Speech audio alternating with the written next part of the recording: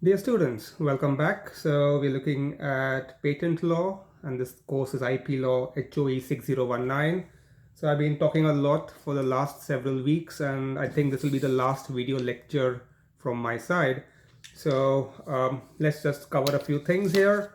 Number one, of course, I've put up homework 2 now. So you have to read the homework carefully and draft the patent claims.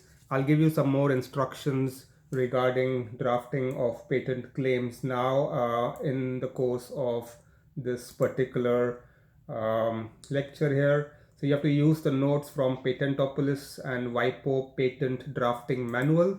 But don't worry, I mean, it sounds big, but it's quite straightforward.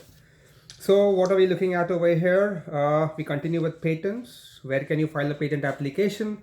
So if you may recollect, we have discussed, or rather I have spoken a lot about all these criteria for patent applications and grants of patents. So filing is simple. It can be in the National Patent Office. So if you are from, let's say, Estonia or Finland, then you apply in your respective country, or in Germany or wherever. If you're from outside, I mean, you could be an Estonian and you could still apply in France. Yeah, you could do in the patent offices wherever. But that's at the national stage, and everybody has the same rights, whether you are Estonian or French or German or Indian or Brazilian. So it shouldn't matter. Then in the European Union, they're now talking about this unitary patent. It's been going on for quite a long time now, the unitary patent, and it would allow patents to be applied for on a European Union level.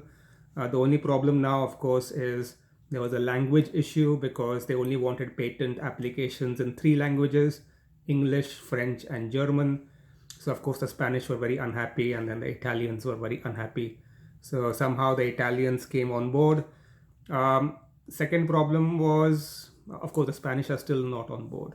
The second problem was the issue with Brexit, because one of the most important courts in the system would have been in London. And now, after Brexit, you can't have a European Union member state in the UK, in the form of the UK, because they are leaving the European Union. And now again, the Spanish are upset because they are saying that after the Brexit happens, then English is not going to be a national language of any member state. So yeah, this thing has sort of gotten messed up. But this would have been really nice because research shows that in the European Union member zone countries, most of the patent applications are only filed in a few countries. Nobody files everywhere in the EU. So mostly the applications are filed in the UK, France, Germany, yeah, maybe Italy, Netherlands, 5 or 6 countries at the most. Nobody cares about Central Eastern European countries or anywhere else now. It's just not worth it because this is expensive stuff, and well, it all depends on the market, the size of the market. So if you're just aiming for the Estonian market and you apply for a patent, that's not really a good commercial strategy. If you're only aiming for Estonia, Finland, Sweden, and Norway, you're not dreaming big. You're still stuck in that small category. You need to think big. You need to think in terms of 40 million, 50 million, 100 million, and those numbers are available in France, Germany, UK, Netherlands. These are the rich countries, and you can really expect to sell a lot of stuff here. Of course, you also need to apply in foreign countries. Maybe your markets are there. It could be in the US, Canada, Australia, African countries, Asian countries. Then you also need to apply for the patent in those countries which are potential copycats. Yeah, so of course you need to have a patent in China, India, Vietnam, all of these places. So you don't just apply for a patent in Estonia, get a certificate, and hang it on the wall. I mean, that's not how the system is supposed to work. You could do that, but it's useless. So you really have to have a strategy and decide that, okay, this is your invention, these are your potential competitors, these are your potential consumers. And so based on that, you have to apply for patents in all these important countries. Each patent could cost 5,000, 10,000 euros, in each country, depending on how complex it is. So because it has to go through the whole process everywhere, you apply, and then in the patent office they check, and then they have this whole official procedure. So it's very long, time consuming, and then of course expensive, because you also have to translate into official languages in different countries. This is not Google Translate. This has to be a proper technical translation. Again, it costs money. Lawyers, everything costs money in every individual country. So to sort of and I'll talk a bit about this procedure in a general sense also, what happens in the patent office.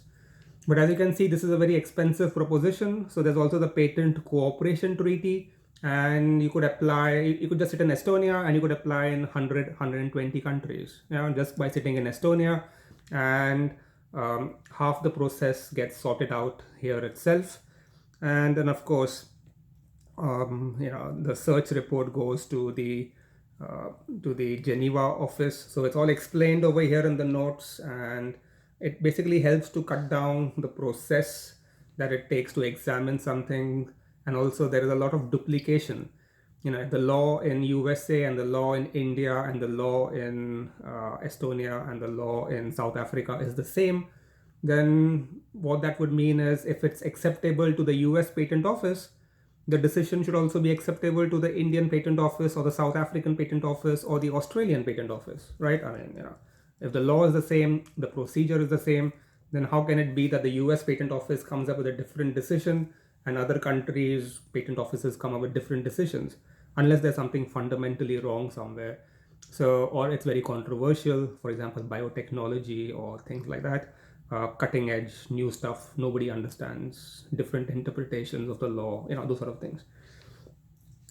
So there's the PCT possibility, and it's very good. You apply, let's say you're in Estonia and you apply in 100 countries, but you don't have to pay up front. You just have to write in the form that you're applying in all these authorizing states as well, and then you just sit quietly. Your patent application goes to the head office in Geneva. They do a preliminary search and they say, well, yeah, it's either good, okay, or bad. If they say it's bad, then yeah, that's it, the end. But if they say good or okay, then based on that decision, you can then decide, okay, I have a favorable decision from the central office. And so based on that, I can now go to the banks or put in some money and apply in 100 countries. So you're saving your costs almost by half, or 60-70%. Yeah, so that's something you can read in here as well. So what does the patent application look like? There's an application. It's a form. You just fill up the form. Then there's a request for grant of patent. Then there's a description of the invention. So I put in over here the relevant European Patent Convention rules and articles, so that if you're interested, you can cross-check. And then there are claims. And remember, claims are very important. So this will also be a part of the homework today. And you have 34 days to do this homework. So please don't tell me in December that, for some reason, your internet connection didn't work or your dog ate your cable or something. Yeah. So hopefully we don't have those problems. All right. Then there are also drawings and abstract, and you can see some of the material in the notes, and I'll also talk about some other things that you can read to get a good idea about what I have been dealing with over here. Okay, so here's the European patent application, and who are the people involved? There'll be the applicant, of course, then the patent examiner. This is somebody in your patent office who has a double PhD, who knows 5 languages. Yeah. And the European Patent Office, you have these examiners who earn 8,000 euros a month. But yeah, it's a stressful job, and you are expected to have a big brain. And then a lot of people work in the same sector field for many years, and they become real experts. So I met this Director General of the European Patent Office a few weeks before his retirement.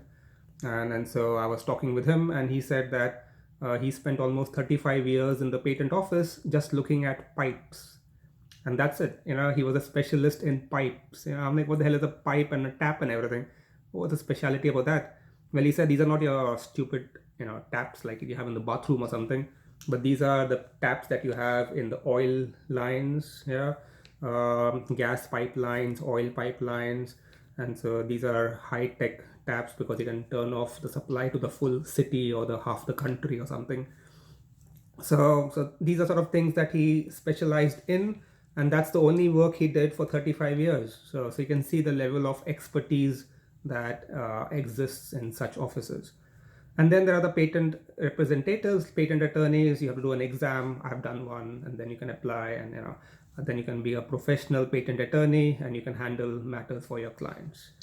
The laws have changed, so now besides having a law background, you should also have a science background. So luckily, I had done a BSc in chemistry before LLB, so that was helpful in that sense. So what's the procedure? Applicant prepares the patent specification, you fill it up and file it. Remember, as I explained to you, you have to be very careful. You can't change the contents after you have filed the patent application. The main stuff cannot be changed. Yes, you can change the claims a bit, but not the text as such. So you have to be very careful over here. The only changes you can make are, if you change your address or if you get married and you change your family name or something. But otherwise, it's a big problem to make changes. And then you apply, and then it's all filed in with the fees. And then within 12 months, the patent office will carry out a search, preliminary, and they'll tell you yes, no, maybe. Usually it's a maybe. And so this preliminary examination that follows basically just sets the tone for the whole process. And now you have a preliminary answer from the patent office. If you're still interested, you pay a bit more, and then they take it further and they do a detailed examination and they tell you, okay, these are the problems, make all these changes, and then we can help you get this patent. So you do all of that, and then after that, your patent application gets published 18 months after the filing date, usually. And once that's done, then of course, the substantive examination takes place, and if you are successful, you make some alterations to the claims. If you meet all the requirements, do everything, then the patent is granted. So the procedure is simple: examination on filing, there's a search report, there's a publication of the application and search report, then there's a substantive examination, grant of a patent, and validation of the patent. And of course, after the patent has been granted, it can be opposed by anybody. So that's a huge issue that can arise. These can become very complicated. Usually it's your competitors who are jumping in to ruin your happiness. You could go to court in appeal, but the courts may not even understand what's going on. This is high-tech scientific stuff. So very often the court only believes what the patent office says. In the patent offices, you have a superstructure, a hierarchy.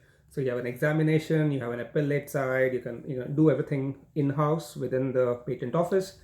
And only if it's a very tricky issue, then it goes to the Supreme Court or the Court of Justice of the European Union, etc. So for example, there was this one case, Diamond versus Chakrabarti in the US, and the scientist made this bacteria that eats oil, and then of course the patent office said we can't give you a patent for a living microorganism. And so he went to court, and he went to the Supreme Court, and finally the Supreme Court said, well, yes, this is a question of law, because the law says that anything can be patented.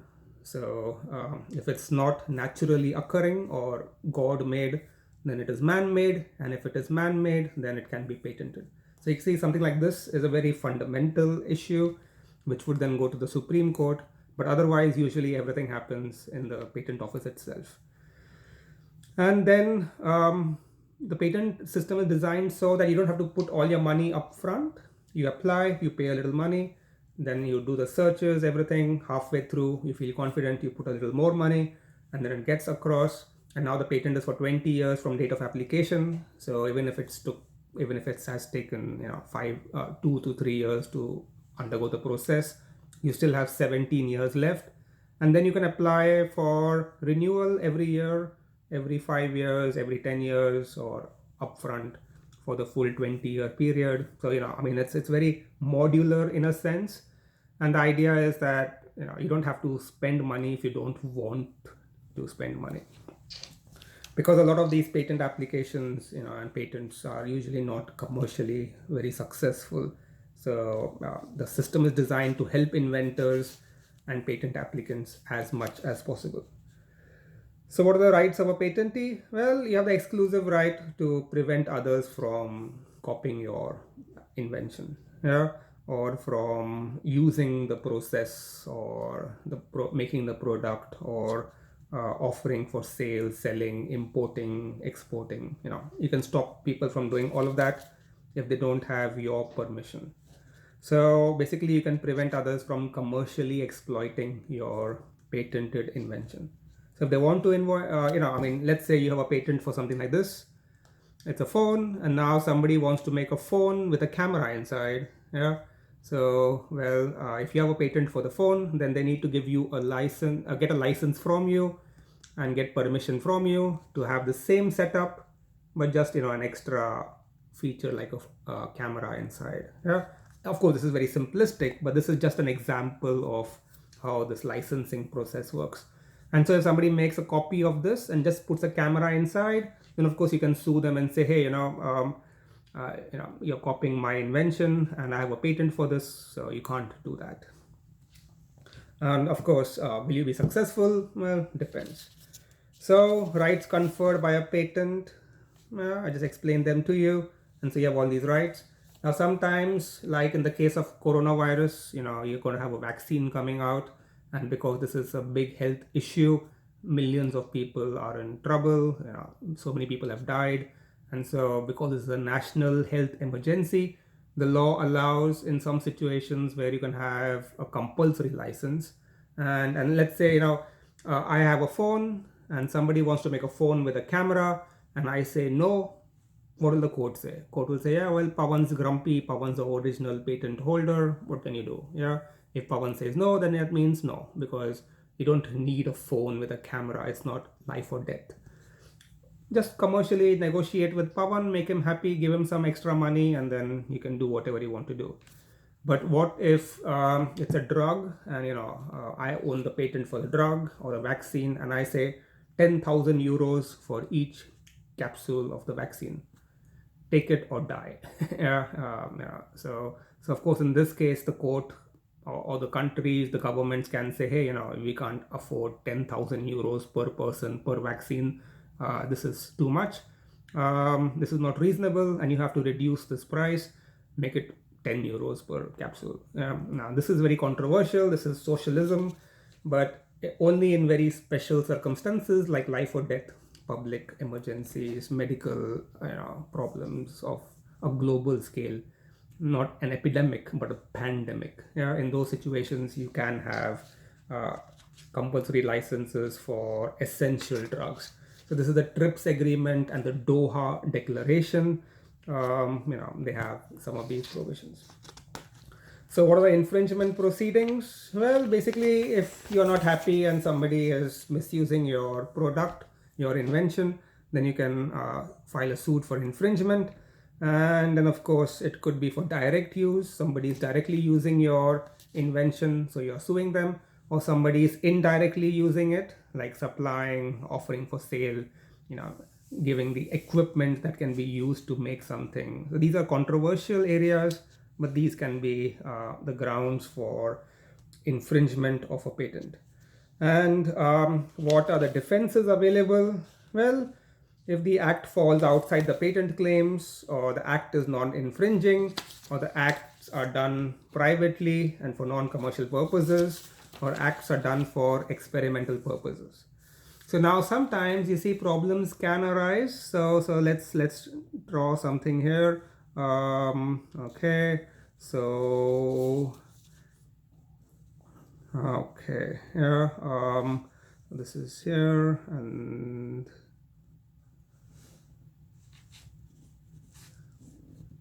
all right, map of the world: India, Africa, Netherlands, South America, Brazil.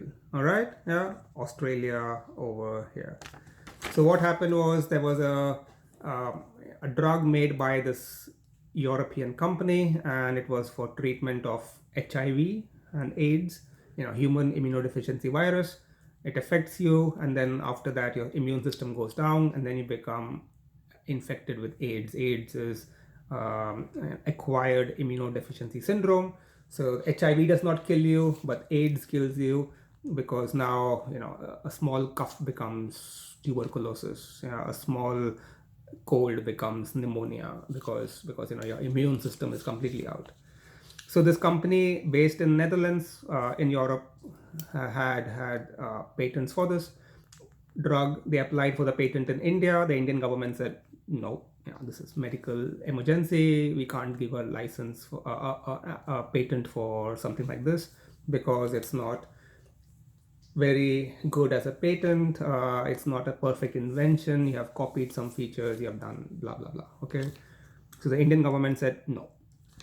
The Brazilian government said no, no patent. So basically what that means is a company in India can reverse engineer this drug and sell it for 1/10, 1/50th the price to a company in Brazil.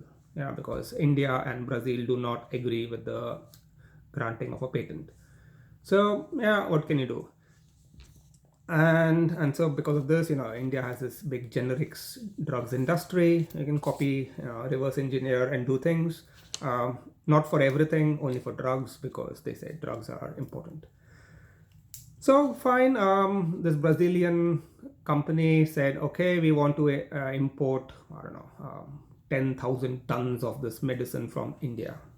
So they gave an order to the Indian company. The Indian company said, okay, we make it for 1/100th the usual price, and so we manufacture it.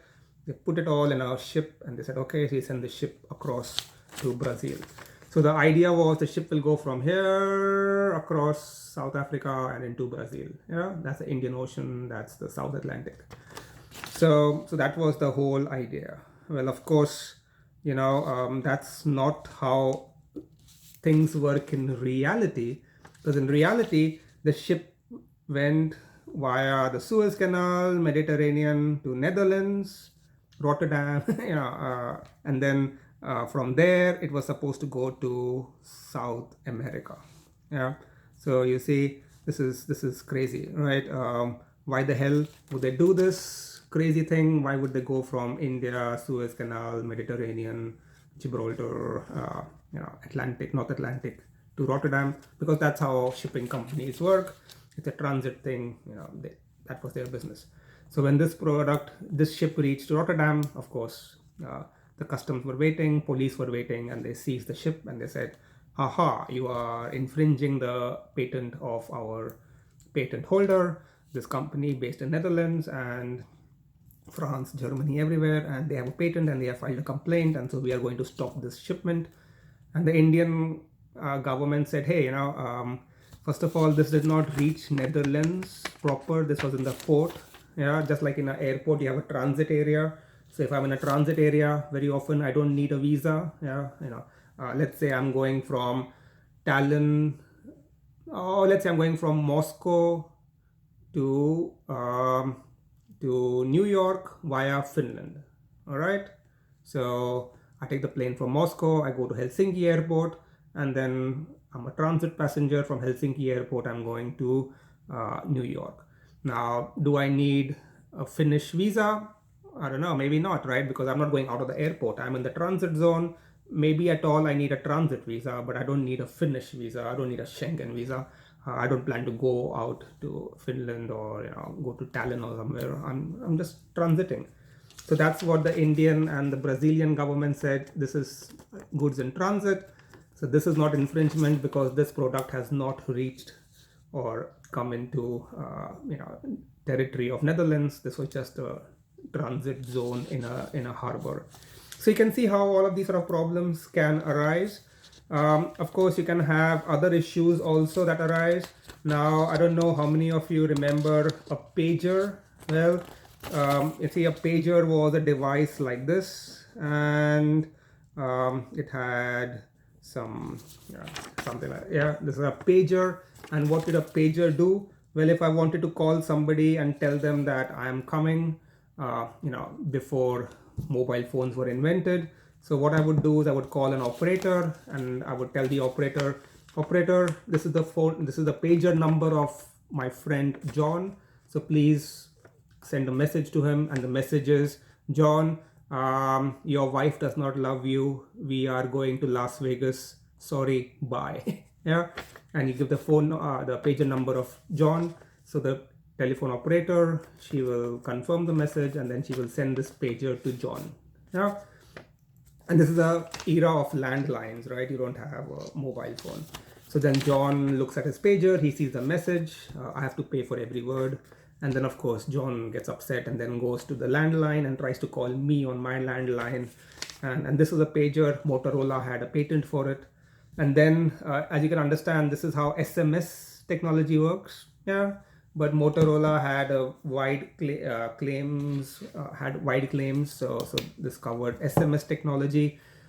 Then Messenger, Microsoft Messenger, instant messaging also came up with something similar. And basically what's happening here is now I can send an SMS from this phone to your phone. I don't need the middle person anymore, right? I'm doing it myself.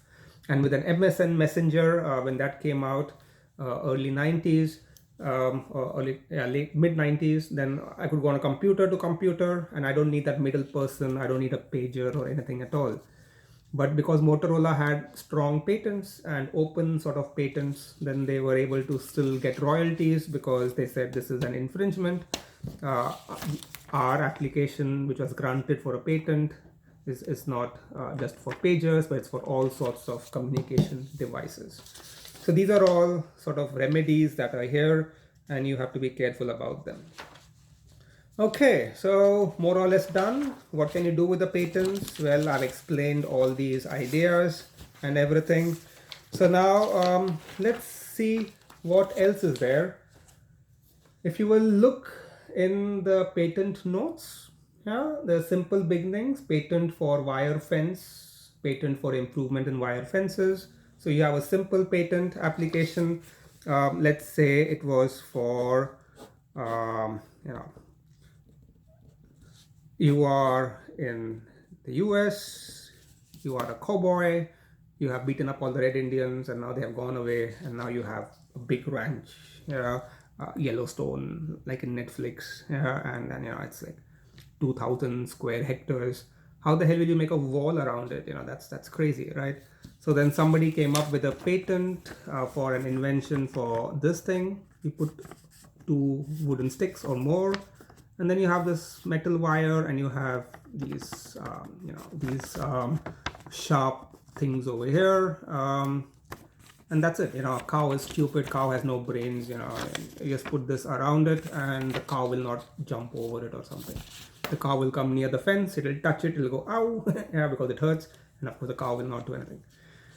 So somebody got a patent for this, yeah, old school. I'm talking about 150 years ago. And then later, a few years later, somebody else saw this and said, hey, there's a problem with this. You see, it's flimsy. Yeah, it's just a single wire, and things can go wrong. But what if we take a wire and wrap it around itself? Yeah, 2 wires, and we wrap them around.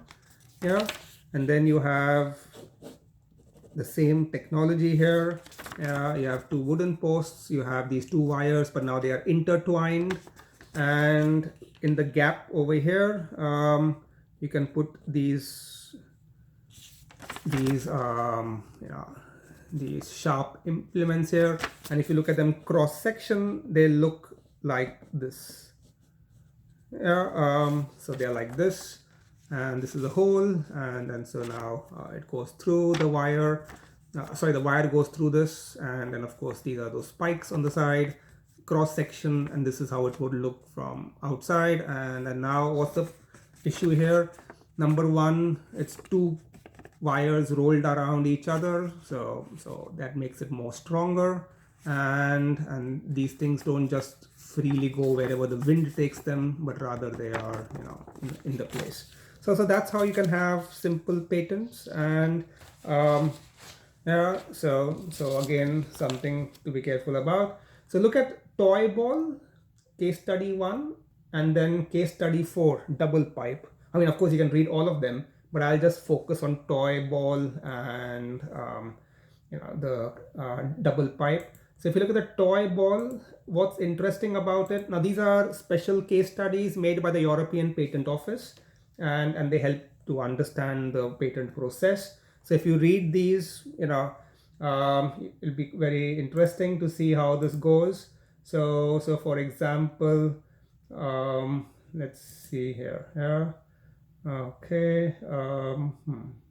Slideshow from beginning. So somebody wants to make a ball and get a patent for it. So that sounds a bit stupid, but well, it's not just any ball, but it's got certain features which you can see over here, and based on that they want to apply for a patent. So they come to the patent attorney, and so we tried to make it more legal sounding. Yeah, it's not looking nice because that's not important. That's for designs, fun to use.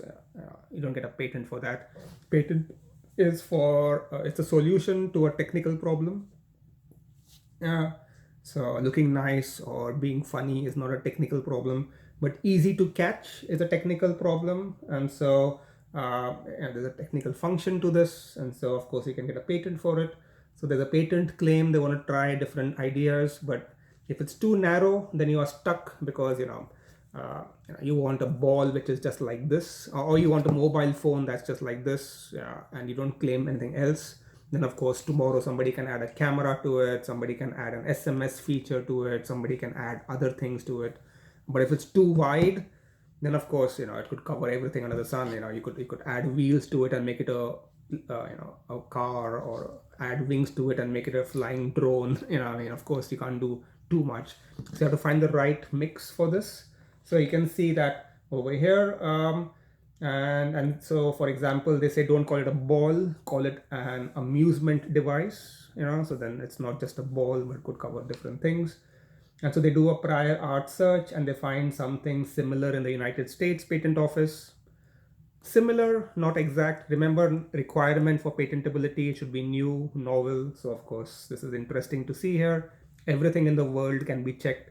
So even if you're sitting in the patent office in Finland or in Europe, they would want to see what's happened in the US. So here's a competitor, and so you can see, okay, this is an issue, and so you make some tinkering around. This is still the drafting stage, and so you prepare your final application and you apply in the patent office. And so the claims are mentioned here: claim 1, claim 2, claim 3.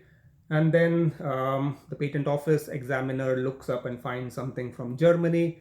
And so there's a dispute now, and then you have to compare your application with what was the American patent and then the German patent, and then see what are pros and cons, what's similar, what's not. And based on that, you can make some changes in the claims, and so you get a patent. All right, so that's over here. So that was the patent for a ball, and then of course similarly you can see a double pipe. And if you go on this basis, then there's the Patentopolis handout, how to draft claims, and WIPO patent drafting manual. So I want you to read them carefully. They're again just an elaboration of whatever I have said, and based on your knowledge then you have to draft the homework claims, which are patent claims, and it's quite straightforward and simple. So basically please draft 5 claims in the EPO style related only to the attached invention. There is an attachment over there, so don't make your own fancies. I don't know, sometimes what people think about, they just make something on their own. No, there's a attachment over there, there's an invention, and so you can use the notes to understand this and to draft it. So basically it's a fresh air breathing device and method. So basically you are in a hotel room or in a flat in somewhere, there's a fire, and now you want to breathe because the smoke can also kill you. So what to do while you are waiting for the fire brigade person to come and rescue you. And so there's a drawing over there basically, your WC, the Western commode, the pot, it has a connection, and then basically it has an air outlet so that fresh air stays in, and bad air goes out. So basically there is a sewage drainage pipe. So there is some air pipes that are existing over there in the system. So basically this is a safety mechanism device. So they applied for a patent, and the whole idea here is that, well, if you have this in the house, then you can put it on your face as a mask, and you can put the pipe into the toilet bowl and then push it so that it comes out the other side, and now you have access to outside air. Okay, now this is a real patent, so of course if you do an online search you will find it. And so the idea here is not to find it and copy and paste the claims, because what the hell, that's not what we are looking at. But I just want you to think about it. It's a fun exercise, and I'll be very happy to help you as well. So if you draft it and there's something is wrong, I'll give you feedback and help you to redo it and things like that. So don't just copy and paste. Well, this one has 5 claims, so I want you to think about different possibilities. Last year when I gave this exercise, I was very surprised. Some people really took it like, wow, they were really into this thing. And you see what's happening here with this patent homework here is, it's a fire in a room, and you can't come out, so you have to sit and wait for the fire safety personnel, the fire brigade people, to come and rescue you. So it's dark, it's smoky, you have a gas mask and a pipe, so you're able to breathe a bit, and now you're just waiting. And of course, anything that could help you, maybe it has some light features, you can read the description. So based on the description, in the text, in the attachment, you then draft 5 claims, and of course you can also see what the previous ones were originally filed and applied for. But the idea of this exercise is not to copy and paste, but to think and then come up with some crazy idea. I'm not here to judge you regarding your craziness levels, all right? I just want to make sure that you are drafting the application in the right way. There is the EPO style, see that? European Patent Office style. So there's a particular style that you need to use for drafting the claims. And then so when you read the notes from Patentopolis, for example, that's what was given to me by the European Patent Office when I had gone there for some training. And so these are the personal notes that they gave. They did not give any PowerPoint attachment. They're quite smart. They just gave me this printout, so I had to scan it and put it up for you. So you can read this and try to draft the claims. Okay, so that's patent law, it's over. And then after this, next study is designs. So again, there are some notes and the EU design regulation clearly marked out what to study, what not to study. So read it up. Designs are the Cinderella of IP law. Nobody cares much about them, unfortunately, but they are still there. So we have covered trademarks, patents, trademarks, copyright, patent, and now designs. So there we are. We are done. No more lectures from me. The homeworks are up, both of them. Exam dates are there. If you have any questions, feel free to contact me, and I'll be happy to answer them or help you out. Okay, so have a nice week, and meet you for the exams online. Okay, so goodbye.